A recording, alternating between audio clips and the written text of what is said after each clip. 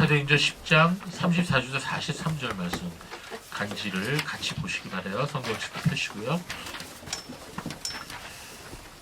자, 오늘 본문이 좀 긴데 우리 같이 읽도록 하겠습니다.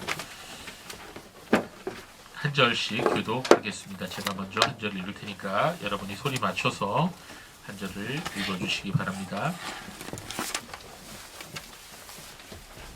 사도행전 10장 34절부터 먼저 읽습니다. 베드로가 입을 열어 말하되 내가 참으로 하나님은 사람의 외모를 보지 아니하시고 각 나라 중 하나님을 경외하며 의를 행하는 사람은 다 받으시는 줄 깨달았다. 36절 만유의 주 되신 예수 그리스도로 말미암아 화평의 복음을 전하사 이스라엘 자손들에게 보내신 말씀 곧 요한에서 그세를 반포하되 갈릴리에서 시작하여 온 유대에 두루 전파된 것을 너희도 하나님이 나사렛 예수에게 성령과 능력을 기름 붓듯 하셨으며 그가 두루 다니시며 선한 일을 행하시고 마귀에게 눌린 모든 사람을 고치셨으니 이는 하나님이 함께 하셨습니다. 우리는 유대인의 땅과 예루살렘에서 그가 행하신 모든 일의 증인이라. 그를 그들이 나무에 달아 주었으나 하나님이 사흘 만에 다시 살리사 나타나시되 모든 백성에게 하신 것이 아니요 오직 미리 택하신 증인 곧 죽은 자 가운데서 부활하신 분이 그를 모시고 음식을 먹은 우리에게 하시고 우리에게 명하사 백성에게 전도하되 하나님이 살아있는 자와 죽은 자의 재판장으로 정하신 자가 곧 이 사람인 것을 증언하게 하셨고 그에 대하여 모든 선지자도 증언하되 그를 믿는 사람들이 다 그의 이름을 믿고 세상을 받는다 하였느니라. 아멘. 부활의 증인들이라는 제목으로 여러분과 함께 하나님 말씀을 함께 듣도록 하겠습니다. 자, 여러분은 교회에 왜 나오십니까? 주일이면, 일요일이면 당연히 교회에 나가해서 나오십니까? 아니면 누군가에게 이끌려서 나오십니까?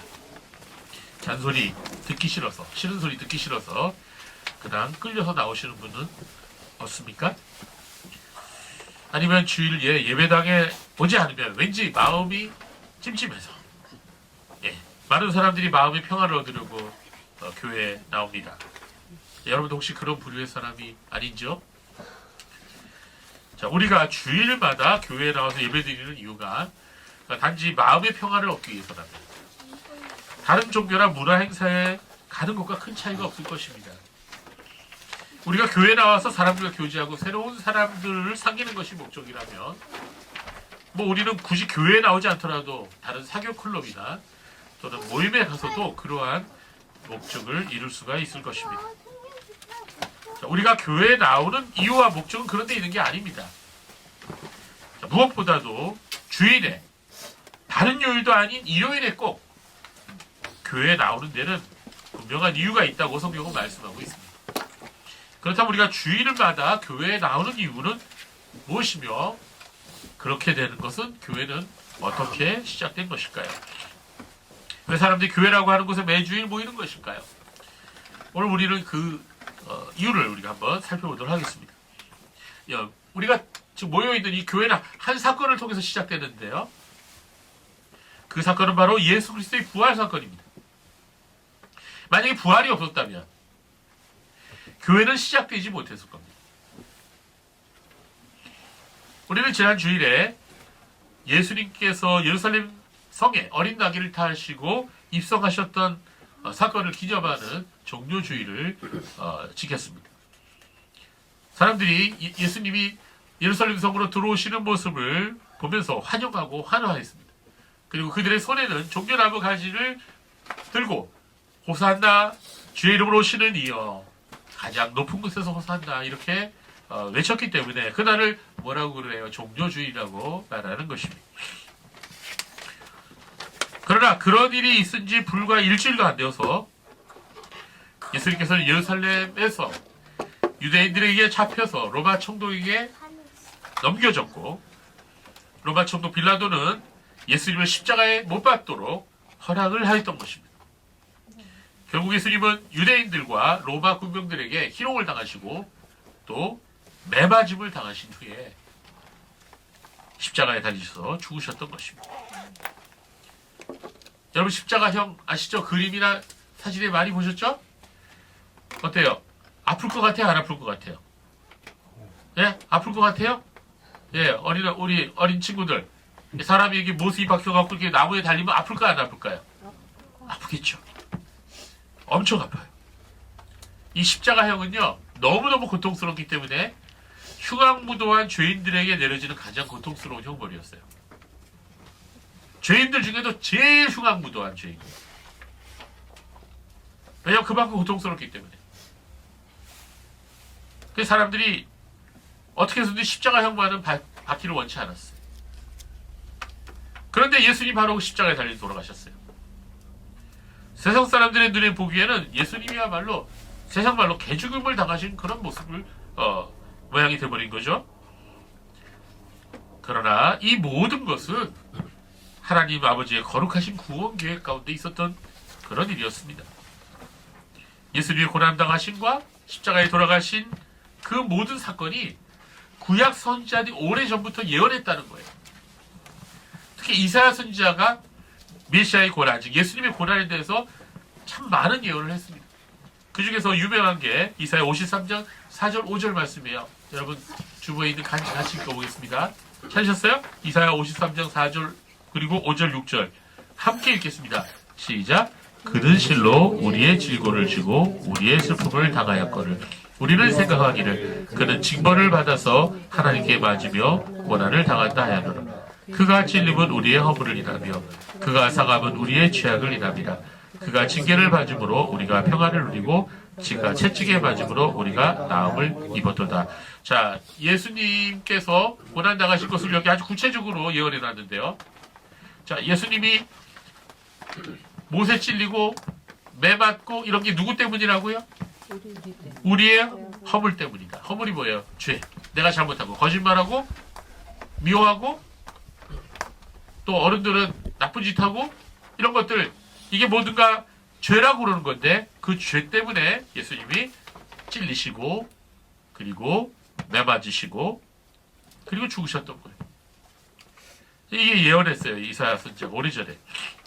그렇습니다. 예수님이 그런 고난을 당하셨고 죽으셨던 그 모든 이유가 우리의 죄를 짊어지시고 대신 고난 당하신 거고 우리의 죄값을 지불하시기 위해서 대신 죽으신 거예요. 그리고 결정적으로 메시아가 그런 고난을 당하게 되는 것은 여호와 하나님의 거룩하신 뜻에 의한 것이라고 이사야 선지자는 예언하고 있습니다. 우리 두 절 더 읽어보겠습니다. 이사야 53장 6절 말씀 읽어볼까요? 시작. 우리는 다 양 같아서 그릇 행하며 각기 제 길로 갔거늘 여호와께서는 우리 무리의 죄악을 그에게 담당시키셨도다. 자, 여러분 이게 배낭 메고 가는데 배낭 짐이 너무 무거워서 엄마 나 힘들어 하면 엄마가 어떻게 할까? 그래 이리 줘라. 엄마가 대신 매주겠지? 아빠가 대신 매주겠지? 그거예요. 그거. 우리가 죄를 져갖고 우리 죄가 너무 많아져갖고 우리가 더 이상 지고 갈 수가 없어요. 죄짐이 너무 무거워. 그래서 어떻게 했어요? 예수님이 그거 죄짐 나한테 줘. 예수님이 다시 대신 짊어지셨는데 죄짐을 메고 있는 사람한테 벼락이 떨어지는 거예요. 원래 누가 죽었어야 되지? 원래 누가 죽었어야 돼? 예, 죄짐을 메고 있는 죄의 배낭을 메고 있는 내가 죽어야 되잖아, 그렇지? 그런데 누가 대신 죽은 거야? 예수님이 대신 죽은 거지. 예. 아빠 엄마가 죽었다고? 자, 우리 한 절만 더 읽어보겠습니다. 이사야 53장 10절 말씀 우리 같이 읽어보겠습니다. 시작. 여호와께서 그로 상함을 받게 하시기를 원하사 질고를 당케 하셨은즉 그 영혼을 속건제물로 드리기에 이르면 그 씨를 보게 되며 그날에 길 것이요 또 그 손으로 여호와의 뜻을 성취하리로다. 아멘. 자, 여기도 똑같은 말씀이에요. 하나님께서 그렇게 하신 거예요. 하나님께서 예수님이 그렇게 고난당하시고 죽게 하도록 만드셨어요. 사도 바울도 이를 분명하게 고린도전서 15장에서 설명했어요. 고린도전서 15장 3절 4절 말씀 읽어볼까요? 같이 시작. 내가 받은 것을 먼저 너에게 전하였노니 이는 성경대로 그리스도께서 죄를 위하여 죽으시고 장사 지낸 바 되셨다가 성경대로 사흘간에 다시 살아나사. 저기 뭐라 그랬어요? 두 번 반복해서 성경대로 그렇게 된 거라 그랬죠. 성경대로 그렇게 됐다는 얘기는 구약의 예언자들이 이미 예수님의 죽으심과 고난을 예언했다는 거예요. 그리고 그것이 하나님 뜻이라는 겁니다. 그렇습니다. 예수님의 고난과 죽으심은 성경대로, 성경의 예언대로 된 거예요. 자, 이사야 선지자뿐만이 아니에요. 구약의 시편에도 그런 말씀이 있어요. 또 여러 다른 구절들이 이 메시아의 예수님의 고난과 죽으심에 대해 예언을 해놨습니다. 자, 시편 22편 16절부터 18절 말씀을 읽어볼까요? 시작. 개들이 나를 에워쌌으며 악한 무리가 나를 둘러 내 수족을 찔렀나이다. 내가 내 모든 뼈를 쓸 수 있나이다. 그들이 나를 주목하여 보고 내 겉옷을 나누며 속옷을 제비 뽑나이다. 네, 자, 이게 18절 말씀 그대로 성취됐죠. 예수님 십자가에 달려 들어가실 때 예수님의 옷을 로마 군병들이 겉옷을 나누고 속옷을 제비 뽑았어요. 이게 그대로 성취됐어요. 놀랍죠? 그 다음에 스가랴 12장 10절 말씀 한번 읽어보겠습니다. 시작. 내가 다윗의 집과 예루살렘 주민에게 은총과 강구하는 심령을 보여주리니 그들이 그 찌른 바 그를 바라보고 그를 위하여 애통하기를 독자를 위하여 애통하듯 하며 그를 위하여 통곡하기를 장자를 위하여 통곡하듯 하리로다. 아멘. 네, 그렇습니다. 예수님이 십자가에 달려 돌아가실 때 많은 사람들이 그 모습을 보고 애통했어요.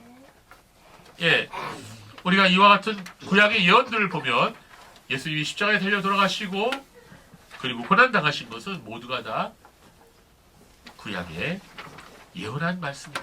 그 예언대로 된 것이다. 하나님의 거룩한 뜻에 의해서 그렇게 된 것이다 라고 하는 것을 우리가 알 수가 있습니다. 예수님께서 십자가 위에서 6시간 동안 고통당하셨는데요. 그리고 나서 돌아가셨죠. 아리마대 요셉이라는 사람이 빌라도에게 나와서 예수님의 시신을 나에게 넘겨달라고 요청했어요. 아주 용감한 행동이었죠. 그래서 빌라도가 그럼 그렇게 하라 그랬어요.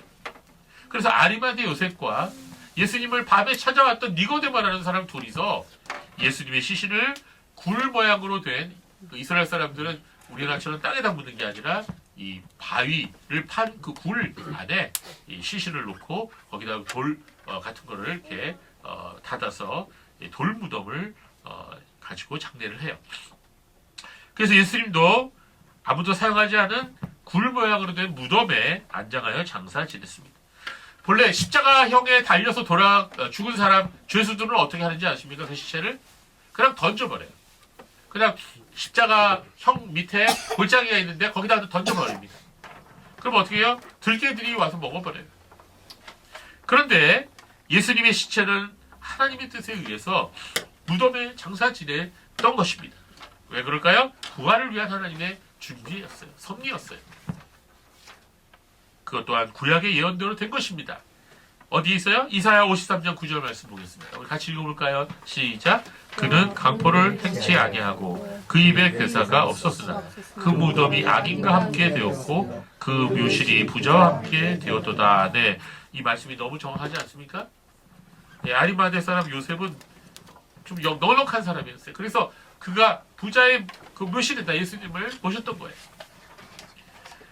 그러나 죽으신 지 3일째 되는 날인 안식일 다음 날에 예수님께서는 다시 부활하신 것입니다. 이 사건에 대해서 마태복음, 마가복음, 누가복음, 요한복음, 사복음서가 아주 자세하게 기록하고 있습니다. 신약성경 전체가 이 예수님의 부활 사건을 증거하고 있습니다. 예수님께서 무덤에서 부활하신 날은요, 6월절이 지난 안식일, 그리고 그 바로 다음 날이었어요. 성경에는 그날을 안식 후 첫날이라고 불러요. 오늘날로 말하면 그날은 바로 일요일입니다. 바로 오늘이죠. 유대인들은 토요일이 안식일이에요. 안식 후 첫날이 일요일이에요. 그래서 우리가 이 매주 일요일 날 예수님의 부활을 기념하여 모여서 예배드리는 거예요. 아셨죠? 원래 알았다고요? 네. 자, 요한복음 20장 1절 말씀 우리 같이 읽어보겠습니다. 요한복음 20장 1절 찾으셨어요? 같이 읽어볼까요? 시작. 안식 후 첫날 일찍이 아직 어두울 때 막달라 마리아가 무덤에 와서 돌이 무덤에서 구겨진 것을 보고 예수님 부활하신 거죠. 예수님 부활하신 거예요. 언제 부활하셨다고요? 안식 후 첫날. 그러니까 일요일 날 아침 일찍이 예수님 부활하신 거예요. 사도행전 20장 7절 말씀 보겠습니다. 같이 읽어볼까요? 시작. 안식 후 첫날에 우리가 떡을 떼려 하여 모였더니 바울이 이튿날 떠나고자 하여 저에게 강론할세 말을 밤중까지 계속하며 안식 후 첫날 즉 주일날 일요일날 떡을 때려 모였다는 말은 예배드리러 모였다는 거예요. 이 떡을 뗀다는 말은 성찬식을 얘기해요. 그래서 초대교회 성도들은요, 이 6월절이 지난 안식일 바로 다음 날인 일요일날 모였습니다. 그렇다면 이 부활절 날짜는 오늘날은 어떻게 결정되는 것일까요? 원래 사도 시대와 초대교회의 부활절은 6월절 기준으로 결정됐죠. 6월절 다음 날이니까. 그러다가 325년에 콘스탄티누스 1세 황제가 1차 니케아 공의회에서 부활절 날짜를 어떻게 지키는 게 좋겠냐 하고 서로 논의를 하다가 그 유대인들의 6월절을 따르지 말고 춘분 이후 보름달이 뜬 이후에 안식일이 지난 다음 날 일요일에 지키기로 결정을 했던 것입니다. 자, 그러다 보니까 부활절은 매년마다 날짜가 바뀌게 됩니다. 그래서 부활절은 태양력 기준으로 3월 22일에서 4월 25일 사이에 왔다 갔다 하는 거예요. 해마다. 시간 왔다 갔다 하는 거예요. 오늘은 이제 오늘 3월 31일이 부활절이 된 거죠. 자, 앞에서 제가 교회가 주일에 모이게 된 이유가 예수님의 부활 사건 때문이라고 말씀드렸습니다. 예수님의 제자들과 초대교회 성도들은 예수님의 부활을 기념하여 안식일 바로 다음 날인 일요일에 모여서 함께 예배드리고 그리고 부활을 기념했던 거죠. 그래서 오늘날 우리가 이렇게 주일에 모여 예배드리는 것도 예수님의 부활을 기념하고 하나님께 감사의 예배를 드리기 위함인 것입니다. 그럼 성도 여러분, 여러분이 이제 주일 아침에 눈을 뜨시면 오늘이 예수님께서 부활하신 날이구나. 이 날을 기념하러 우리가 예배에 가는 거구나. 이 생각을 꼭 하시기 바래요. 그렇습니다. 우리가 이렇게 매주일마다 모여서 우리가 예배 드릴 때 첫 번째 기억해야 할 거 뭐냐? 바로 오늘이 예수님이 부활하신 날을 기념하는 거구나. 부활절만 기념하는 게 아니에요. 매주일이 우리 그리스도인들에게는 부활을 기념하는 날이에요.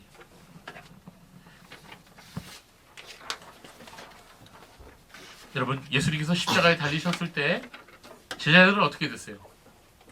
제자들은 모두 어떻게 됐죠? 다 도망갔어요. 오직 요한만, 나이가 제일 어린 요한만 예수님 어머니 붙들고 십자가 옆에서 예수님 돌아가시는 걸 끝까지 지켜봤어요. 나머지 다 도망갔어요. 베드로는 어떻게 했죠? 그 수제자 베드로, 반장. 예수님의 제자 중에 반장 베드로는 어떻게 했어요? 3번이나 부인하면서 예수님 모른다 그랬죠. 그래서 닭이 꼭 끼어 울었잖아요. 예수님이 예언하신 대로. 그런데 이 뿔뿔이 흩어진 제자들이 소문이 들려요. 부활하신 예수님을 만났다는 그런 목격담이 여기저기서 들려요. 막달라 마리아가 예수님 만났다 그래요. 엠마오로 가는 제자들도 예수님 만났다 그래요. 그래서 제자들이 다시 한 곳에 모였어요. 예수님 부활하셨단다. 그때 바로 예수님이 그 자리에 나타나셨어요. 또한 갈릴리 바닷가에서 예수님은 베드로와 제자들에게 또한 나타나셨어요. 사도 바울은 고린도전서 15장 말씀에 부활하신 예수님께서 500명이나 되는 형제들 앞에 사람들에게 자신을 나타나셨다고 증거하고 있어요. 그게 어디 있어요? 고린도전서 15장에 있어요. 3절에서 8절 말씀 우리 같이 읽을까요? 너무나 중요한 말씀이에요. 이 말씀은 같이 읽겠습니다. 시작. 내가 받은 것을 먼저 너에게 전하였더니 이는 성경대로 그리스도께서 우리 죄를 위하여 죽으시고 장사 지낸 바 되었다라 성경대로 사흘 만에 다시 살아나사 게바에게 보이시고 그의 12제자에게와 그 후에 500여 형제에게 일시에 보이셨다니 그 중에 지금까지 대다수는 살아있고 어떤 사람들은 잠들었으며 그 후에 야고보에게 보이셨으며 그 후에 모든 사도에게와 맨 나중에 만삭되지 못하여 난 자 같은 내게도 보이셨느니. 아멘. 자, 여기 부활하신 예수님을 눈으로 실제로 만난 사람들이 여러 명이죠. 굉장히 많은 사람들이 부활하신 예수님을 실제로 만났어요. 자, 여러분, 예수님의 제자들이 부활하신 예수님을 만났다고 말하는 것도 부활의 증거가 될 수가 있지만 사도 바울이 부활하신 예수님을 만났다고 말하는 것은 굉장히 특이한 경우입니다. 왜 그럴까요?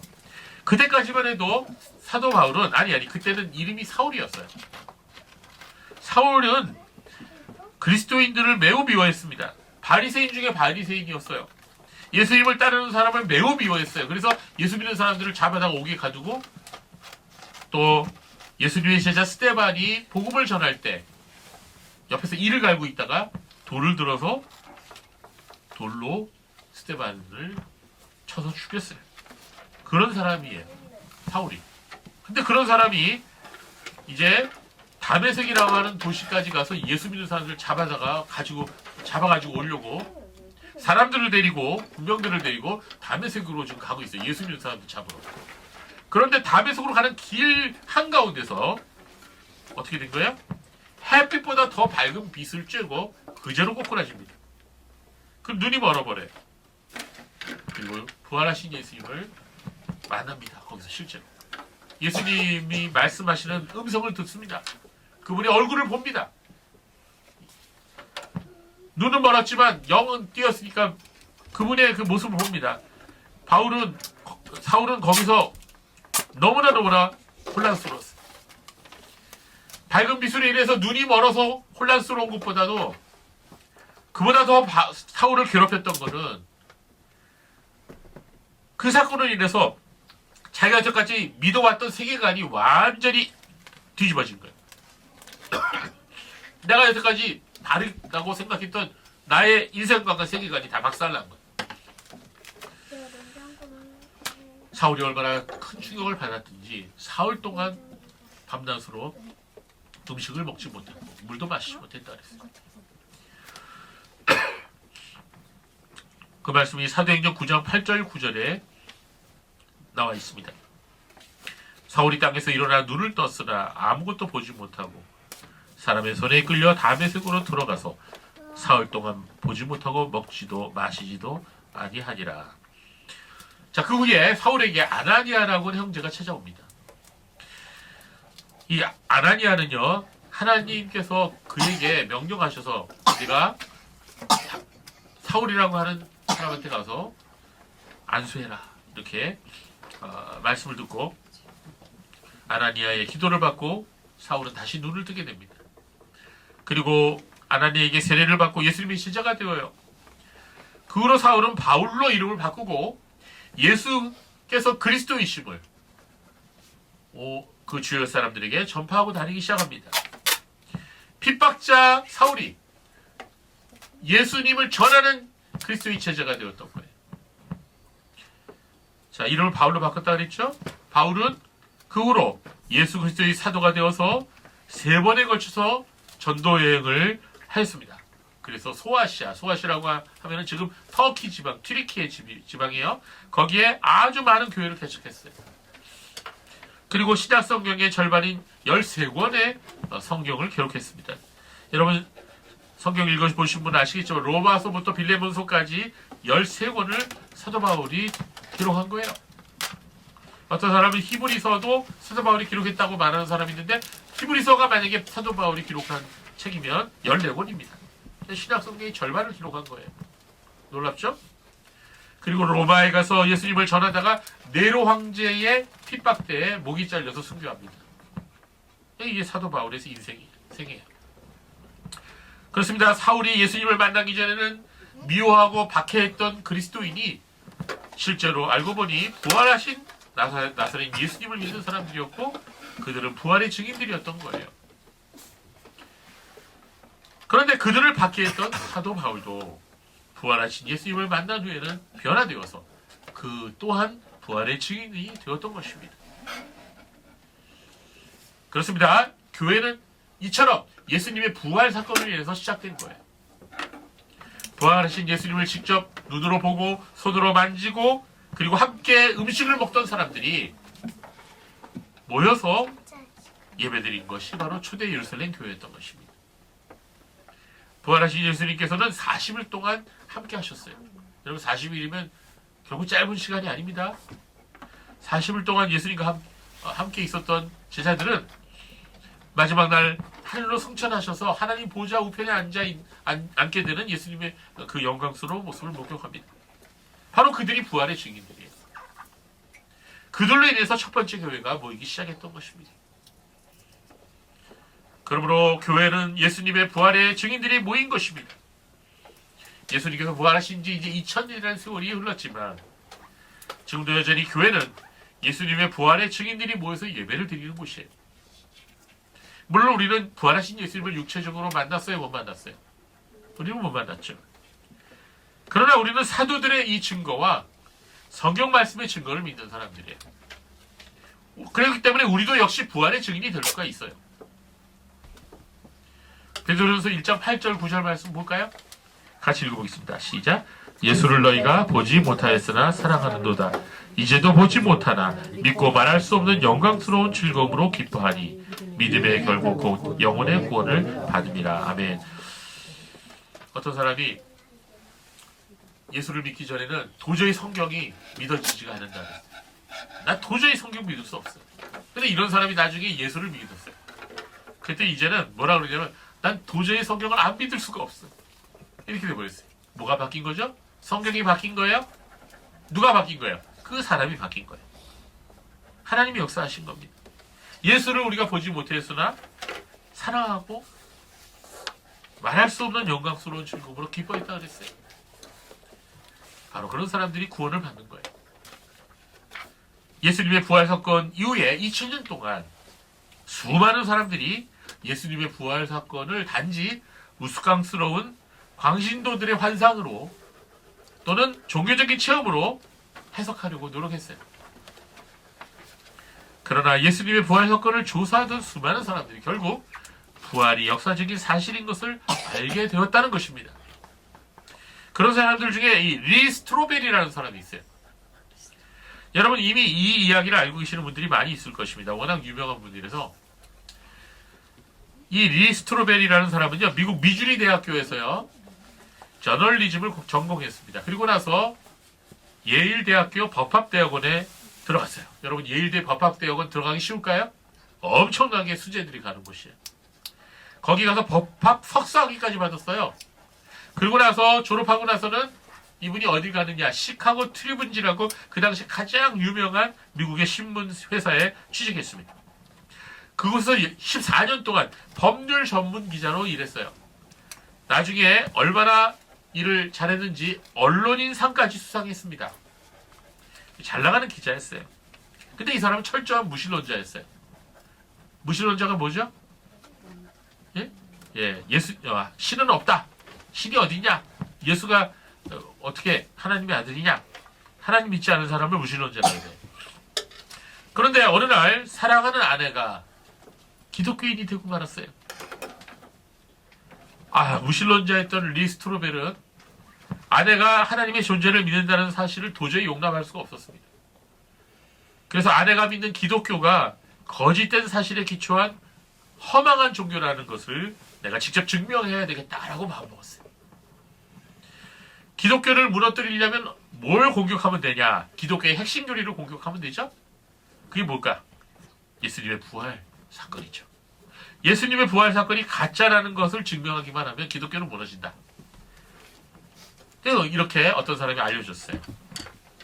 그래갖고 그때부터 리 스트로벨은요, 예수님의 부활 사건에 대해서 파헤치기 시작했습니다. 기자 정신을 발휘해갖고요, 막 취재하듯이 근원부터 아주 철저하게 예수님의 부활 사건이 거짓이다라는 것을 조사했던 것이죠. 그런데 이 부활 사건을 파헤치려 하니 예수님의 죽음과 이를 증거한 성경에 대한 진실성, 성경이 과연 기록이 그게 진짜냐 가짜냐, 신뢰성이 있느냐, 이걸 무너뜨려야 되죠. 그래서 그런 유명한 고고학자도 만나고 신학자도 만나고 심리학자도 만나고 의학 박사도 만나서 각 분야의 전문가들을 직접 찾아가서 인터뷰를 했어요. 당신이 이거 어떻게 생각하시냐? 그러면서 예수님의 죽음과 부활에 대한 기록들이 가짜임을 증명하려고 애를 썼던 거예요.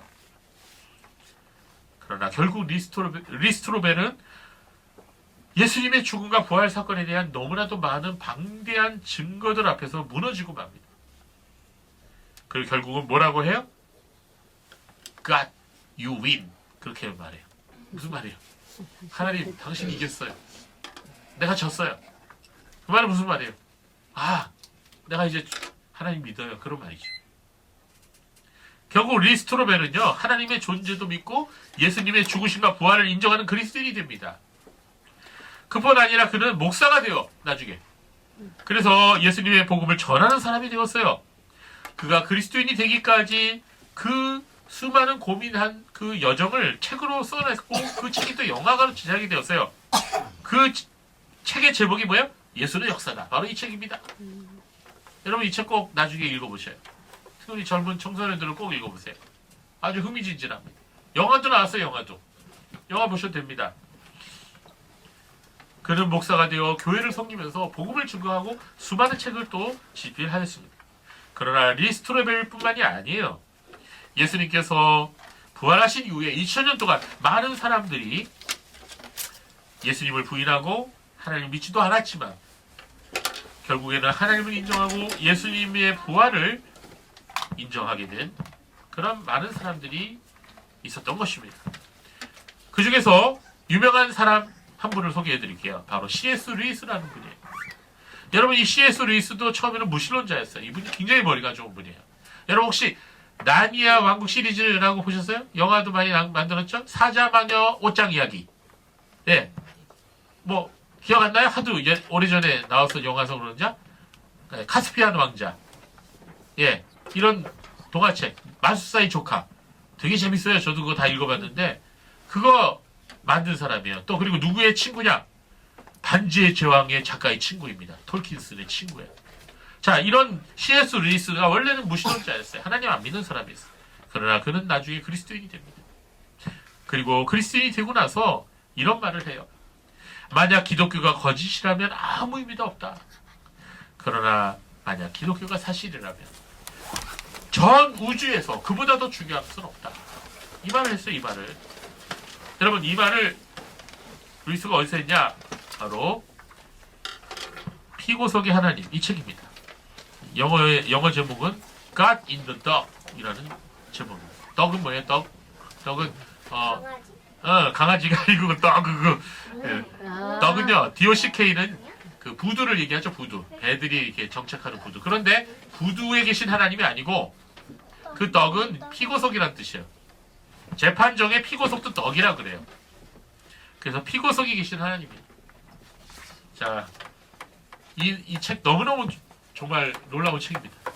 여러분들 나중에 기회가 되시면 읽어보세요. 여기서 그런 유명한 말을 했고 이 C.S. 루이스가 지은 책 중에 유명한 책이 바로 이거예요. 미어 크리스찬니티 순수한 기독교.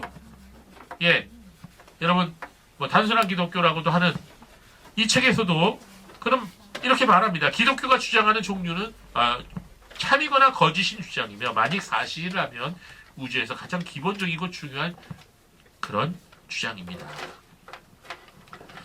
예수님의 부활을 부인했던 사람들 중에 또 한 사람의 이야기가 있어요. 영국의 작가 엘버트 헨리 로스라는 사람인데요.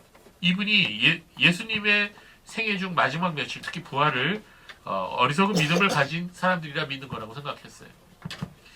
그래서 이 사건이 한낱 신화에 지나지 않는다고 생각을 했는데 그는 나중에 예수님의 부활의 허구를 입증하기 위해서 부활에 대한 역사적인 연구를 시작하게 되었습니다. 그러나 그것을 연구하는 동안에 더는 그 목적으로 책을 쓰지 못하고 책을 쓰는 목적이 바뀌어버렸어요.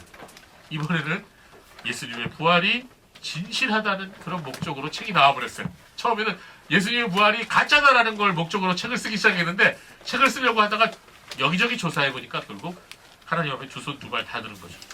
그런데 좀 창피했던지 자기 실명으로 책을 못 내고 프랭크 모리슨이라는 제목으로 책을 냈습니다. 가명이죠. 그래서 어떤 제목으로 책을 냈냐면 누가 돌을 옮겼느냐. 예, 유명한 책입니다. 이 책. 누가 돌을 옮겼느냐라는 책으로 제목으로 책을 썼는데 이 책을 읽고 많은 사람들이 그리스도인이 됐어요. 여러분도 이 책 나중에 꼭 읽어보세요. 그리고 18세기, 19세기 미국의 변호사이면서 하버드대 교수였던 사이먼 그린리프라고 하는 유명한 사람들이 이 법학 전공하는 사람들한테는 이 사람은 그냥 조상이에요. 조상. 아브라함 같은 사람이에요. 이분은 타임지에서 이 한 사람의 영향력이 유럽의 모든 법학자보다 훨씬 더 영향력이 크다라고 말할 정도로 아주 유명한 분입니다. 이분은요 증거법에 관한 논문을 냈는데요. 지금까지도 그게 교과서입니다. 이 법학 전공하는 사람들한테. 이분이 뭐라 그랬냐. 중요한 문제는 마음으로 판단하지 말고 확실한 증거가 있는지를 철저히 조사해야 된다. 이렇게 말했어요.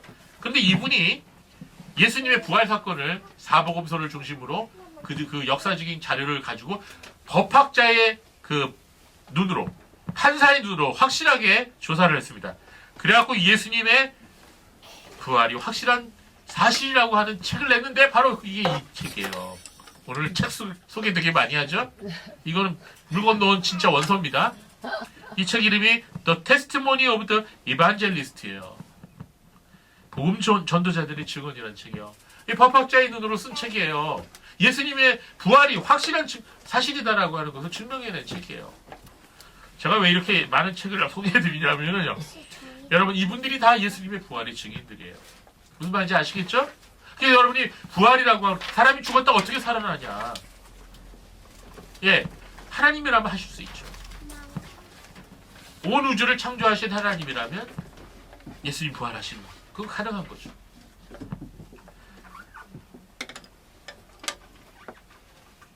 여러분 하나님께서는 여러 종류의 사람들을 통해서 예수님의 부활에 대한 성경의 증거들이 분명한 역사적인 사실임을 드러내셨어요. 이들 모두가 예수님의 제자들과 초대교회 성도들처럼 부활의 증인이 된 것이죠. 이제는 저와 여러분의 차례예요. 여러분 예수님의 육체적인 부활을 확실히 믿습니까? 믿어요? 그렇다면 여러분도 저도 부활의 증인인 것이에요. 우리의 일상생활 속에서 우리가 만나는 사람들에게 하나님의 아들 예수께서 우리의 죄를 위하여 대신 죽으셨고 또 우리의 구원을 위해 죽음으로부터 부활하셨다는 이 사실을 증거할 수 있어야 되겠습니다. 방금 말씀드린 게 복음의 핵심이에요. 여러분 병원에 가면 수많은 사람들이 누워있는 것을 볼 수가 있습니다. 어떤 분들은 중환자실에 의식이 없어 인공호흡기에 의해서 연명하고 있어요. 다행히 회복되어서 일반실로 옮겨져 치료하여 호전되는 분들도 있지만 그 중에 어떤 분들은 중환자실에서 결국 영안실로 옮겨지기도 하는 것입니다. 영안실이 뭐 하는 곳이죠? 시체가 가는 곳이죠. 돌아가시는 거예요. 모든 사람들은 사고와 질병과 죽음으로부터 자유하지 못합니다. 그런데 문제는 그러한 사고와 질병과 죽음이 갑자기 찾아온다는 거예요. 피해가려고 해도 피해갈 수가 없는 겁니다. 도둑같이 온다는 것이에요. 예, 여러분 도둑이 예고하고 옵니까? 여러분한테 예고하고 나 오늘 너희 집에 털러 갈게 이러고 와요? 그건 궤도루팡이나 하는 짓이죠. 궤도루팡이 누군지 모르죠? 예상치도 못하는 시간에 도둑이 오는 것처럼 마찬가지로 우리 인생에서 사고도 질병도 죽음도 갑자기 찾아와요. 도둑같이 찾아옵니다. 모두가 바쁘게 하루하루를 살아가고 있습니다. 왜 사느냐? 무엇을 위해 사느냐? 그런 질문조차도 물어볼 수 없을 것 같은 그런 철학적이고 종교적인 질문을 스스로에게 던져볼 여유도 없이 그냥 정신없이 생각 없이 하루하루를 살아가는 사람들이 대부분이에요. 전도를 해보면요. 내가 그런 거 생각할 마음의 여유가 없어요. 이렇게 얘기합니다. 그러다가 덜컥 병에 걸리면 어떻게 되죠? 가족 중에 한 사람이 갑자기 돌아가시면 어떻게 되죠? 우리 심각해지죠. 죽음에 대해 회피할 수 없다는 것을 알게 됩니다. 그리고 내 자신의 삶에 대해서 생각하게 되죠. 아무리 돈이 많은 사람도 아무리 유명한 사람도 결국은 병들고 죽는구나 하고 생각을 하게 됩니다. 병이 들어서 죽는 경우는 죽음에 대해서 준비하고 생각할 수 있는 시간적인 여유가 조금 있어요. 그러나 사고로 인해서 갑자기 세상을 떠나는 분들이 있어요. 그런 분들은 그런 시간조차도 갖지 못하는 것입니다. 여러분, 그러나 사람들이 참 묘해요. 그렇게 가족이 돌아가시고 나서도 시간이 지나가 버리면 죽은 사람은 가버리고 산 사람은 그냥 또 언제 그랬다는 것처럼 다시 일상생활의 물레방아 속에 정신없이 살아가면서 다 잊어버리고 말아. 오늘 부활절입니다. 부활이 뭐냐고? 왜 이때만 되면 교회들이 무슨 축제 마냥 계란도 나눠주고 떡도 나눠주고 그러냐고 사람들이 물을 때 뭐라고 대답하겠어요? 우리 교회는 계란 안 나눠주지만. 여러분 부활절이 뭡니까? 부활절은 교회 다니는 사람에게만 의미 있는 걸까요? 아니죠. 부활절은 이 세상 모든 사람에게 있어서 아주 중요한 날입니다. 부활 사건은 예수님의 부활 사건은 인류 모든 사람들에게 있어서 가장 중요한 사건이다 말할 수가 있는 것입니다. 그 어떤 것도 이보다 중요한 것은 없어요. 왜 그럴까요? 그것은 예수님의 부활이 사람에게 죄와 죽음에 대한 가장 결정적인 대답이기 때문인 것입니다. 제가 아는 분 중에 이수근 목사님이라는 분이 있어요. 연예인하고 비슷하죠? 이름이? 이분이 아시아 연합신학대학에서 이 조직신학을 전공하고 박사학위를 받은 분이에요. 그리고 그 대학에서 교수로 강의도 하셨습니다. 특히 종말론에 대한 논문을 썼기 때문에 이 종말론 강의를 아주 잘하세요. 유튜브에도 다 올라와 있어요. 근데 이분이 또 다른 직업이 있는데요. 바로 피부과 전문이에요. 압구정동 갤러리아 백화점 옆에서 피부과를 운영하는데 연예인들이 그냥 발길이 끊어지지 않습니다. 얼마나 유명한지. 이분이 서울대 의대를 나와서 분당 서울의대 교수도 했고요. 마르퀴즈 후주후 의학 인명사전이라는 사전이 있는데 이게 굉장히 유명한 인명사전인가.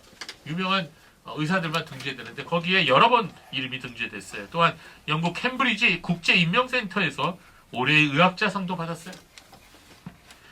21세기 세계의 지성이 2000인에도 등재된 분이에요. 그리고 미국 인명정보기관 선정 21세기 위대한 지성에도 선정된 분입니다. 이분 제가 소개하는 시간이 아니라 제가 왜 이분을 이렇게 자세하게 소개하느냐. 그런데 이런 분이 이와 같이 똑똑한 분이 왜 예수 그리스도의 부활의 증인이라고 스스로를 자처할까요? 여러분 예수님의 부활을 믿는 사람들이 다 바보인 줄 압니까? 그렇지가 않다는 거예요. 그 부활하신 예수님께서 다시 오시리라고 하는 말씀을 굳게 믿고 종말론을 강의하고 전파하는 이유가 무엇일까요? 이분이. 그것은 예수 그리스도의 부활이 역사적인 사실이며 또한 부활하신 예수님께서 세상의 심판자로서 그리고 우리의 구원자로서 다시 오실 것이 진실이기 때문인 것입니다. 제 주위에는 이렇게 의사이면서 동시에 목사이신 분들이 여러 분 있어요. 저와 함께 성경 공부를 했던 분은요. 부부가 다 의사인데 한 분은 연대 세브란스 부원장도 하셨어요. 부인은 차병원의 유명한 산부인과 의사예요. 그런데 이분들이 나중에 목사가 됩니다. 남편이. 교회를 섬기고 계세요. 지금. 자, 성경에 누가라는 분이 그런 분이에요. 현직 의사였던 그분이 예수님을 주와 구주로 영접한 후에 사도 바울을 따라다니다가 복음을 전했어요. 그리고 그분이 예수님의 행적과 말씀을 전한 누가복음을 기록했습니다. 누가는 누가 기록했어요? 누가가. 뿐만 아니라 사도들과 초기 교회의 모습을 기록한 사도행전도 그분이 기록했어요. 오늘 본문이 바로 그분의 기록한 책이에요. 오늘 본문은 예수님의 수제자 사도 베드로가 기도하는 중에 하나님께서 보여주신 환상을 따라 이방인이었던 로마 백부장 고넬료의 집에 가서 예수 그리스도의 복음을 전하는 장면이 나옵니다. 고넬료와 그의 식구들에게 복음을 전하는 순간 하나님의 성령이 그들에게 오셔서 그들이 성령으로 충만하게 되는 모습을 오늘 본문은 보여줍니다. 고넬료 가정의 회심은 기독교 역사에 있어서 이방인들에게 예수 그리스도의 복음이 전해지기 시작하는 시작점이 되는 것입니다. 그래서 오늘날 역시 이방인이라고 할 수 있는 저와 여러분에게도 복음이 전해진 것입니다. 오늘은 오후 예배가 없어요. 그러니까 조금 긴 걸 이해하시기 바랍니다. 조금 긴 게 아니라 많이 기네요.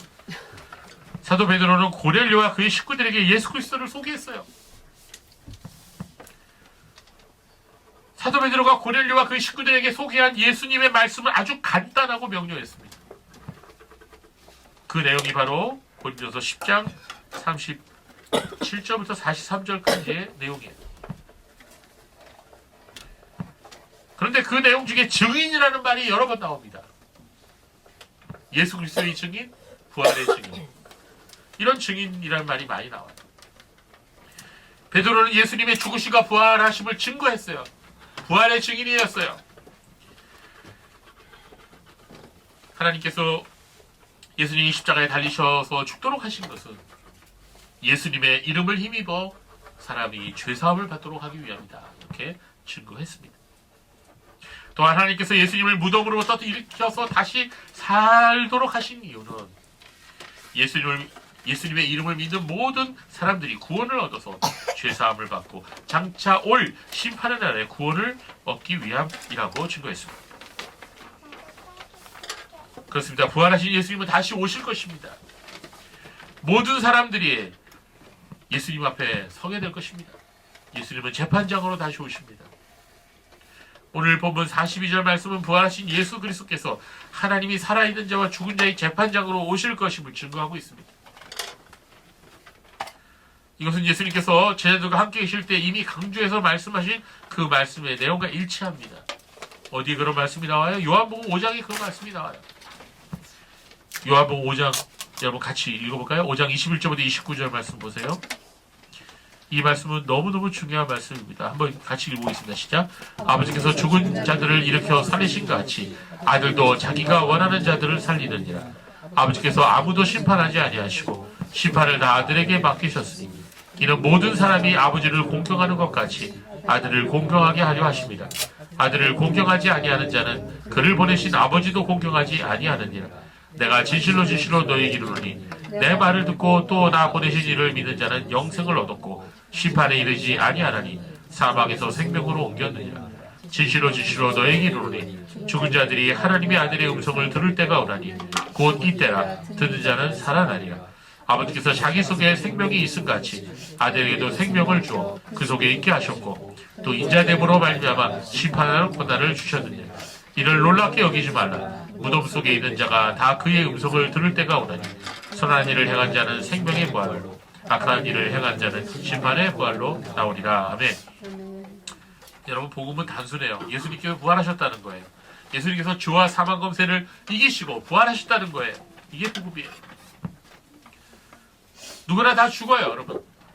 여기는 모두가 다 저를 비롯해서 다 죽습니다. 그러나 그게 끝이 아니에요. 죽음은 다음에 심판이 있어요. 하나님의 아들이시며 우리의 주와 구주가 되시는 부활하신 예수께서는 다시 오십니다. 그것을 그리스도의 재림이라 그래요.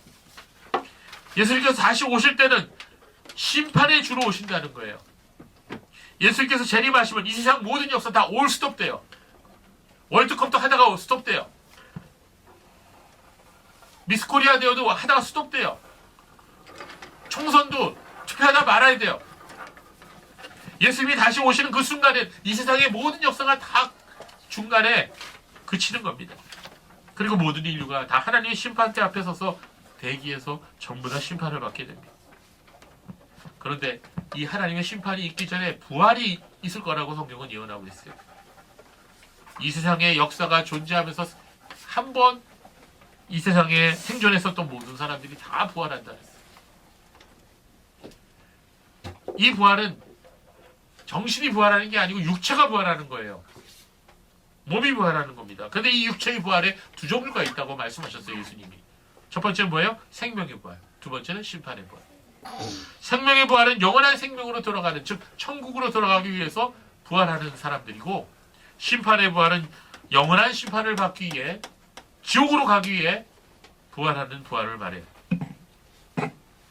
여러분은 어느 쪽에 속하기를 원합니까? 생명의 부활입니까? 심판의 부활입니까? 여러분이 생명의 부활에 참여하기 원하신다면 요한복음 5장 24절 말씀을 주의하십시오. 내가 진실로 진실로 너희에게 이르노니 내 말을 듣고 또 나 보내신 이를 믿는 자는 영생을 얻었고 심판에 이르지 아니하나니 사망에서 생명으로 옮겼느니라. 이 말씀을 믿으시기 바랍니다. 하나님의 말씀 6천년 동안 1.1획도 땅에 떨어지지 아니하고 다 이루어졌습니다. 이제 단 한 가지 아직 성취되지 아니한 말씀이 하나 있는데 그것은 바로 예수님이 다시 오신다는 말씀입니다.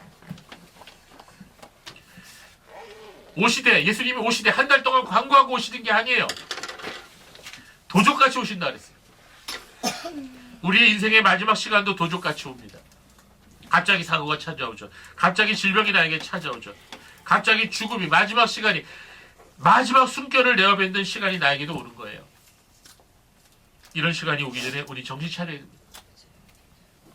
지금도 세상에 빠져서 살아가면서 하나님의 뜻과 명령을 개나 주라고 하면서 등 뒤로 던져버리고 그저 주일날 교회 나와서 예배 참석하면 구원받는다고 스스로를 속이는 사람들이 너무나 많다는 거예요. 우리 교회 교인들은 그런 분이 한 분도 없기를 바랍니다. 부활의 주님이 그 사람 안에 살아계시는 사람이 있는가 하면 단지 부활의 주님에 대해서만 알고 있는 사람이 있어요. 오늘날 교회에 다니는 수많은 사람들 중에서 부활의 주님이 그 사람 안에서 살아계시는 그런 사람이 과연 몇 명이나 될까요? 진정한 성도가 과연 몇 명이나 될까요? 유명한 교회 다닌다고, 유명한 목사 설교 듣는다고, 웅장하고 화려한 예배장에서 예배 드린다고 그런 사람이 되는 것입니까? 천만에 그렇지 않습니다. 진정한 성도는 어떤 사람이에요? 생명의 부활에 참여하는 사람은 어떤 사람이죠? 소위 중직자, 즉 권사, 장로, 안수집사가 돼야 그런 사람이 되는 거예요? 신학대학을 나와서 전도사, 강도사하고 목사가 되고 목회를 하면 그런 사람이 되는 겁니까? 신학을 전공해서 박사학위를 받아 교수가 되면 그런 사람으로 인정받는 걸까요? 아니면 청교도 서적을 많이 읽고 개혁주의 신학과 교리를 안다고 그런 사람이 되는 것일까요? 하루에 기도를 수시간 한다고 그런 사람일까요? 물론 우리가 기도 열심히 하고 말씀 열심히 보는 것은 굉장히 중요합니다. 그러나 그 노력 자체가 우리의 의의가 되는 건 아니에요. 성도 여러분, 하나님 나라에 들어가는 것은, 생명의 부활에 참여하는 것은 예수 그리스도를 주와 구주로 모셔드리고 물과 성령으로 거듭난 사람만이 그렇게 들어갈 수 있는 거예요. 예수님의 말씀을 믿고 그분의 말씀대로 순종하여 살아가는 사람만이 들어가는 곳이 하나님의 나라인 것입니다. 내가 당연히 구원받을 것이라고 생각하는 사람들 중에 많은 사람들이 그날에 예수님으로부터 내가 너를 도무지 모른다, 이런 말을 들을지도 모른다는 거예요. 부활의 주님이 그 안에 살아계시는 사람들은 예수님께서 마지막 날에 내가 너를 반드시 다시 살리리라, 이렇게 말씀하셨습니다. 세상이 그런 사람들 칭찬하지 않습니다. 그런 사람들은 자신을 위해 재물을 쌓아놓지 않아요. 그런 사람들은 불의를 행하는 일에 함께하지 않습니다. 그런 사람들은 하나님께서 높여주실지언정 자기 스스로를 높이려고 하지 않습니다. 이름도 빛도 없이 주님께서 주신 사명을 묵묵히 감당하고 주의 영광을 위해 살아가는 사람들이에요. 마지막 천사장의 나팔 소리가 울릴 때 어떤 사람이 호련히 변화되어 공중으로 끌어올려 예수님을 만날 수 있을까요? 그것은 예수 그리스도를 진정으로 주와 구주로 모셔드리고 부활의 증인으로 살아가는 하나님의 자녀들일 것입니다. 우리가 마지막 날에 인자가 구름을 타시고 다시 오시는 날에 하늘을 우러러 이런 찬송을 기쁨으로 드릴 수 있기를 바랍니다. 주의 이름으로 오시는 이여 찬송 받으소서. 주의 이름으로 오시는 자가 복이 있나이다. 성도 여러분 모두가 다 이 생명의 부활에 참여하는 자가 되시기를 바랍니다. 그리고 우리의 남은 인생의 시간들을 부활의 증인으로 살아가는 우리 성도들이 되시기를 바랍니다. 긴 시간 여러분 들으시느라고 고생 많으셨어요. 같이 기도하겠습니다.